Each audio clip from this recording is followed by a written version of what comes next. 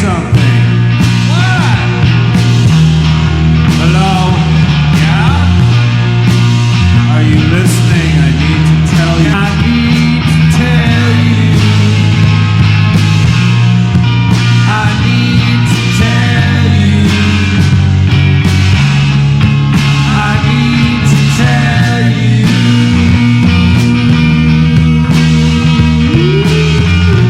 Are you listening? Are you listening? Are you listening? Are you listening? Are you listening? Are you listening? I need to tell you something. What? Are you listening? Nope. This isn't just a cult. This is a cabal. This is an assemblage. This is hurly-burly. This is disquiet. This is poetry. This is fiction. This is reality. This is bedlam. This is a discussion about fan mail. Hello, I'm the Creeping Man. I'll be your host for this episode of the This Isn't Just a Cult podcast. This whole podcast idea was born sometime last summer. Bjorn Orange was back in town for a limited engagement. He had returned from his travels in Mexico City and had a month layover before he was scheduled to relocate to Vietnam. So, Bjorn, myself, and guitarist extraordinaire Mint Machete got together in the studio to do some This Isn't Just a Cult recording. After a few hours of studio gold, we took a break. And it was while we were dining on microwaved grilled cheese sandwiches and strawberry wine coolers that Bjorn mentioned something like, wouldn't it be cool if we all got This Isn't Just a Cult tattoos on our necks? And Mint Machete was like, fuck no. So Bjorn replied, well then, wouldn't it be cool if we all quit our jobs and we went on an upper Midwest This Isn't Just a Cult tour? And I was like, dude, you don't even have a job. I'm not giving up 22 years of teaching to play a 3-song set in front of 8 semi-comatose dolts in Foley, Minnesota. To which Bjorn replied, well then, wouldn't it be cool if we spread ourselves out too thin and tried to create a This Isn't Just a Cult podcast? So, Bjorn spearheaded the entire enterprise, recording the first 10 podcasts. I felt a little bad that I wasn't pulling my share of the load, so I blew off grading some papers for a while, and I chipped in with podcast number 11, The Creeping Man Refutes Bjorn Orange, in which I took some well-deserved pot shots at Bjorn Orange over podcast number 7, Bjorn Meets the Creeping Man, because in that episode, my friend played loose and fast with his recollection of how we met, so I had to set the record straight. As you may know, at the end of these podcasts, there's a mention about dropping us a line with thoughts or comments. You know, if you like what you hear, tell us what you think in a well-crafted fan letter, and we've received some good ones, which I'll come back to in a few minutes. When I asked Bjorn Orange if he'd ever written a fan letter, his response surprised me.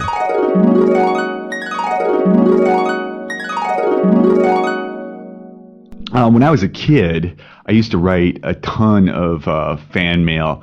I don't know where I got the idea from, but I figured out that if you wrote a letter to like a company or something, that they would send you free stuff. So I would write like double mint gum, like Wrigley's double mint gum or something. I'd say, I just love your product. It's the best. You know, I'm a 7-year-old kid from Minnesota, and I just can't get enough of Wrigley's double mint gum. So delicious.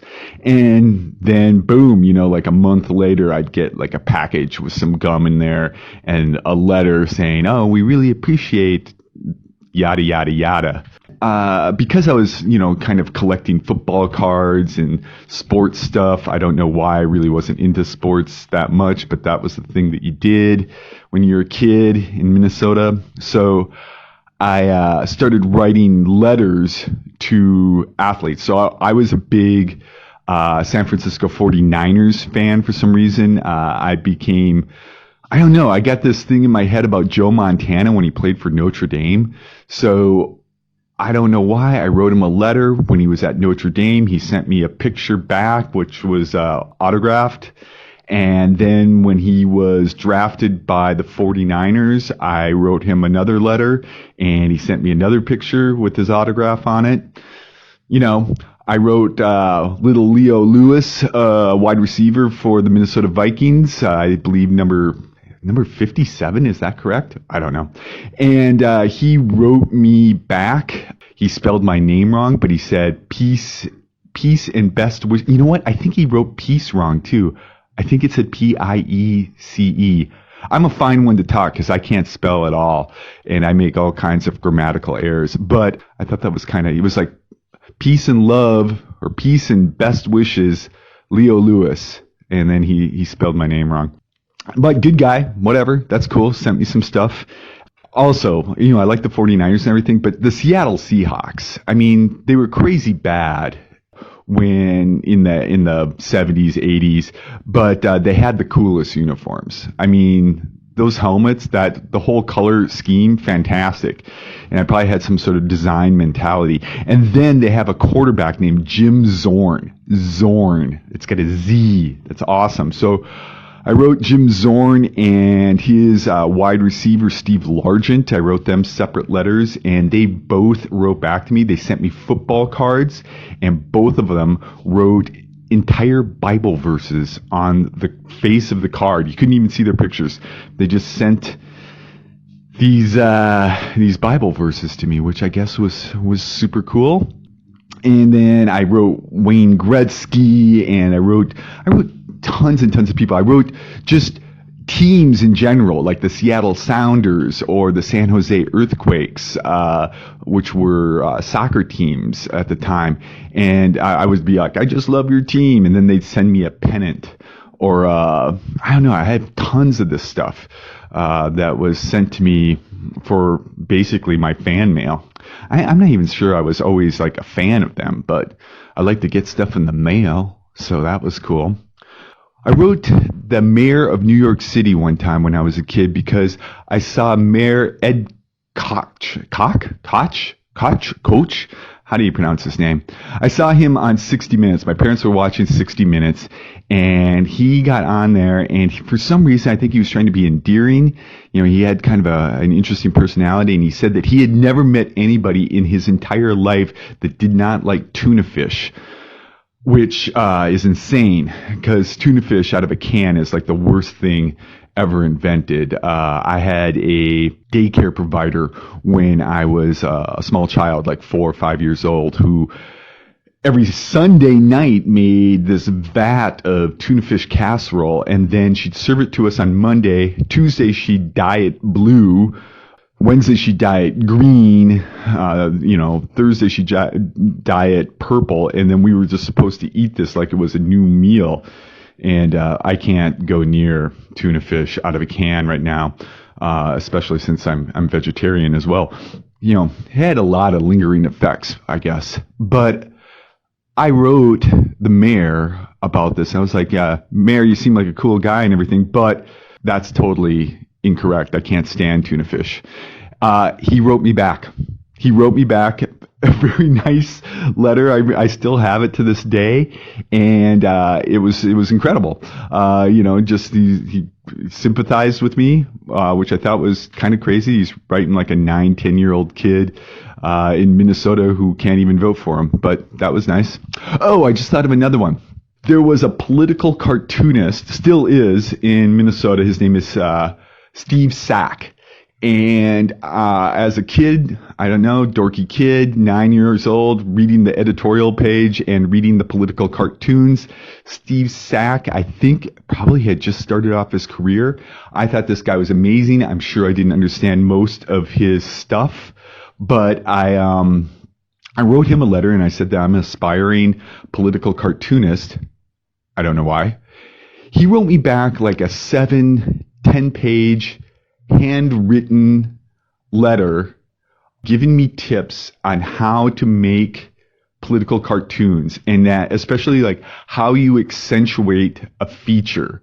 And I remember in this letter, I haven't looked at it in years, but he drew a picture of Richard Nixon to illustrate the fact of how he accentuated Nixon's jowls in order to make him more comic. And it was like a step-by-step process about how to get into the business.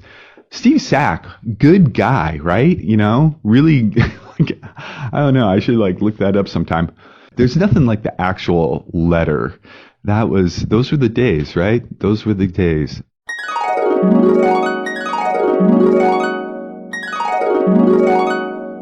Next, I reached out to Mint Machete, who said he couldn't recall writing anyone a fan letter, although he had a dust-free shrine to William S. Burroughs in his bedroom closet in his late teens, if that counted.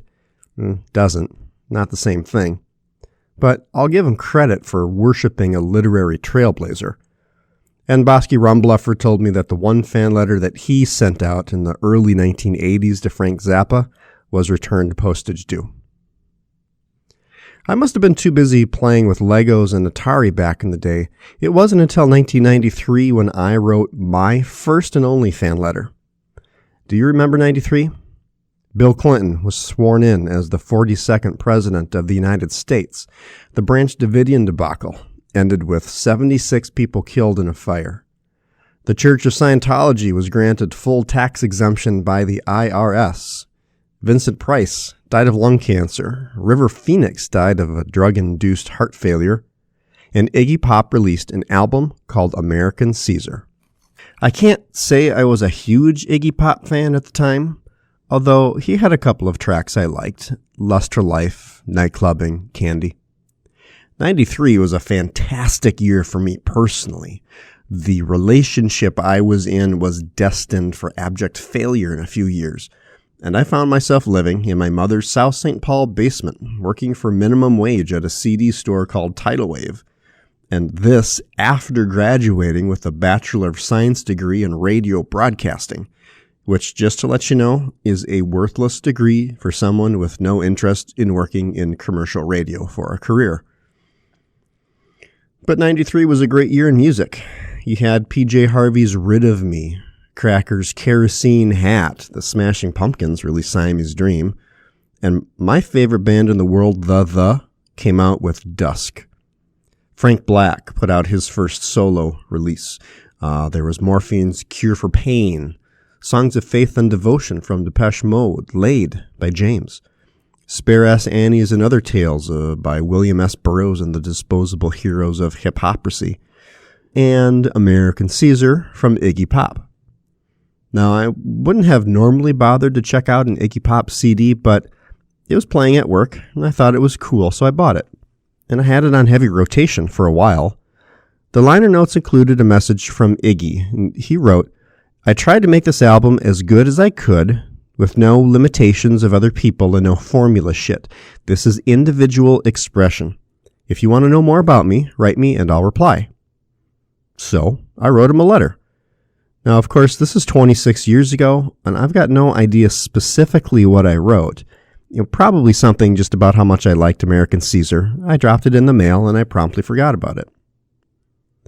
About a year later, oh my gosh, I get a response from Iggy Pop. He wrote back to me on a single sheet of 5x7 white unlined paper in light blue fountain pen. Containing only 5 sentences, he wrote that he was busy at work on a new album. It was called Naughty Little Doggy. And he thanked me for my kind comments on American Caesar. It wasn't the most earth-shattering letter, but I think about the people that Iggy Pop collaborated with throughout his career. David Bowie, Kate Pearson, guitarist Nicky Skopelitis, Steve Jones of the Sex Pistols, Carlos Alomar. And when you consider the music history that's dripped off his bleeding, glass-infused rubber body, I mean, man, having a personal letter written by James Osterberg, that's nothing short of fantastic. I mean, do you have a letter from Ray Charles, Gary Newman, Johnny Cash? A few weeks ago, Bjorn Orange sent me a note about some feedback that he's been getting regarding the This Isn't Just a Cult podcasts. The drop us a note request at the end of our episodes, we're starting to bring in a couple of comments. And we'll get to those comments after a short break from our sponsor. John. Yes, Mary? John, what's happening to us? I think we both know, Mary. It's just that we seem to be drifting apart. I'm sorry, Mary. I've tried. Oh, I don't blame you, John. It's just that... It's not your fault either, of course. It's just that we don't have... Exactly. There's this awful gap in our lives just because we don't have...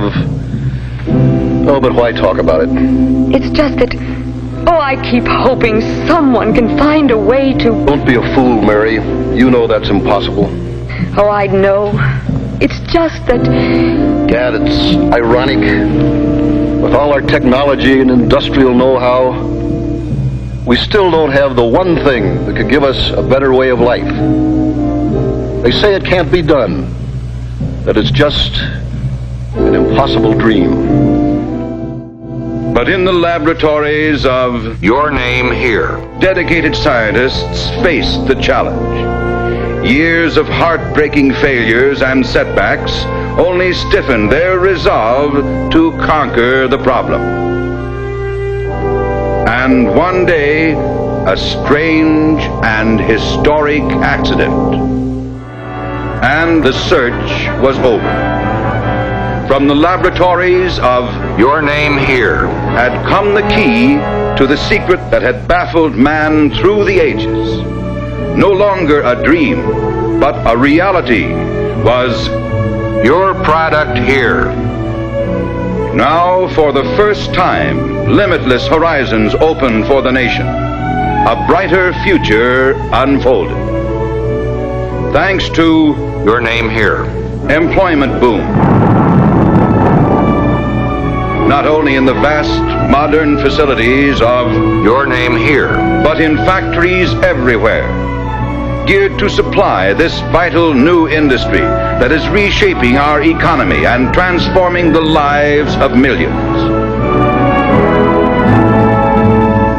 In countless ways, directly and indirectly, Your Product Here serves the nation and its citizens, plays a vital role in helping every American to achieve a better way of life, enables or helps him to enjoy healthful recreation, have well-trained, obedient pets, make friends, have leisure time for travel,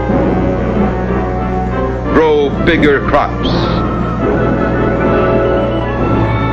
get real smoking satisfaction, strengthen our national defense, keep romance from fading away, enjoy smoother shaves, live in a more comfortable home, take off ugly fat, achieve success. John, you mean... That's right, Mary. I got the promotion. Starting tomorrow, I'm no longer just a shipping clerk. I'm chairman of the board. And it's all because of... Your Product Here.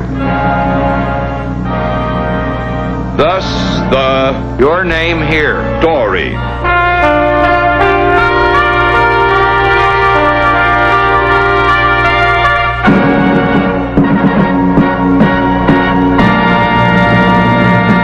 We're back on the This Isn't Just a Cult podcast.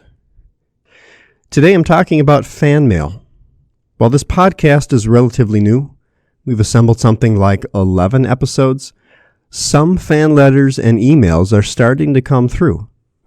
And you've got to realize that just because you record a podcast, it doesn't mean that anyone is going to listen to it, no matter how often you emblazon your Instagram and other accounts with information, reminders, teasers, and whatnot.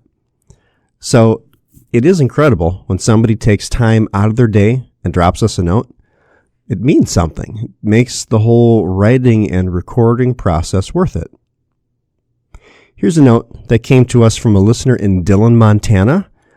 Anonymous writes, "You suck." And that's the capital U space S-U-K.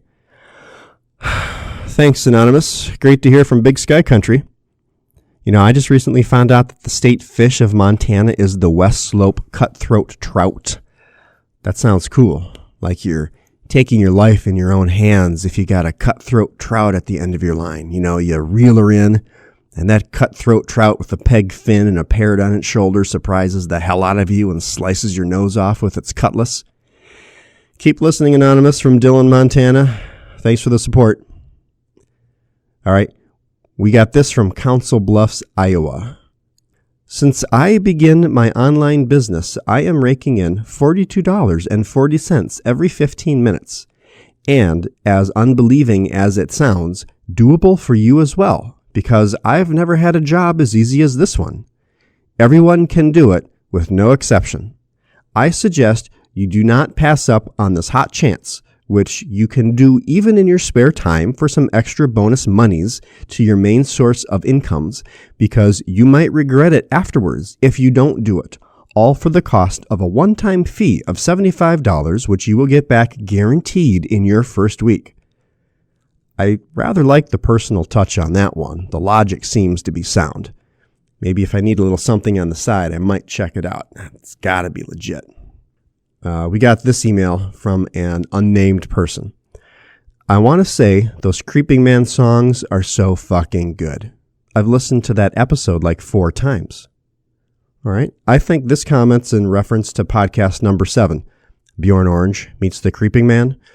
4 of my tracks were featured in that episode. All right. I like that letter. Here's a comment from someone from an undisclosed location in Ohio. I can't wait. I've listened to the rest, and now I'm waiting for new ones. It's so different and weird, exactly what I need sometimes. Now, I'm assuming he's talking about waiting for new podcast episodes. All right, that's cool. I like the it's so different and weird observation. That's probably because we don't know what the hell we're doing. I don't mean to shatter the concept anyone might have of the slick operation that is This Isn't Just a Cult, but right now, I'm recording this in my basement laundry room. I've got a 15-year-old musty comforter draped over my head. It's full of static, so I don't pick up the clackety-clacks of my dogs running around upstairs on the hardwood floors, or any ambient noise of car traffic and snowblowers outside.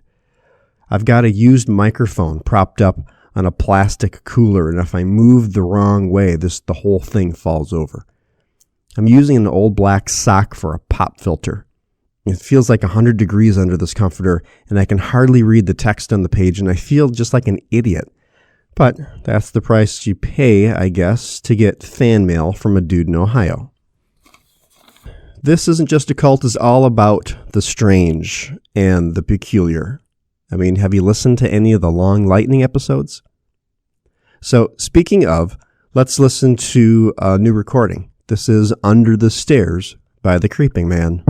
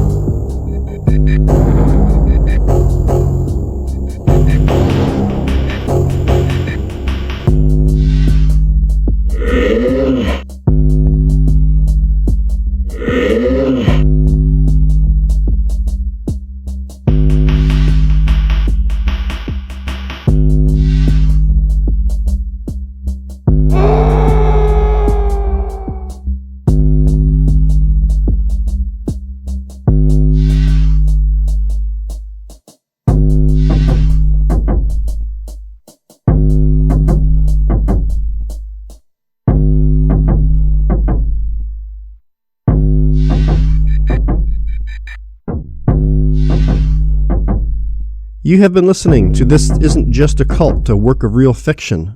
This episode was written by The Creeping Man. Check out our website for listening links. Or fire up Stitcher, iTunes, Apple Podcasts, Anchor, iHeartRadio, Spotify. Featured music in this episode included, in order of appearance, Are You Listening? By Bosky Rumbluffer and Under the Stairs by The Creeping Man. All tracks are available on Bandcamp. You can check out the This Isn't Just a Cult website for updates on future releases, videos, artwork, and other random bits and pieces. Music from our constellation of artists: This Isn't Just a Cult, Squid 1969, Squinting Matador, Bjorn Orange, the Halcyon Brothers, Bosky Rumbluffer, Mint Machete, and The Creeping Man can be found at Bandcamp, Spotify, Deezer, iTunes, SoundCloud, and Google Play, just to name a few. This Isn't Just a Cult is a production of Higgins Turner Higgins LLC. Subscribing and reviews are greatly appreciated. You can support the podcast at thisisn'tjustacult.com under the podcast tab. If you've been listening and have a thought or two, we would love to hear from you. Send us comments, opinions, observations. Tell us a joke. Send us recipes. Tell us a dark secret. Whip up a fan letter. So send us an email through our website or at thisisn'tjustacult@gmail.com. We might respond or not. Thank you for listening. Coach?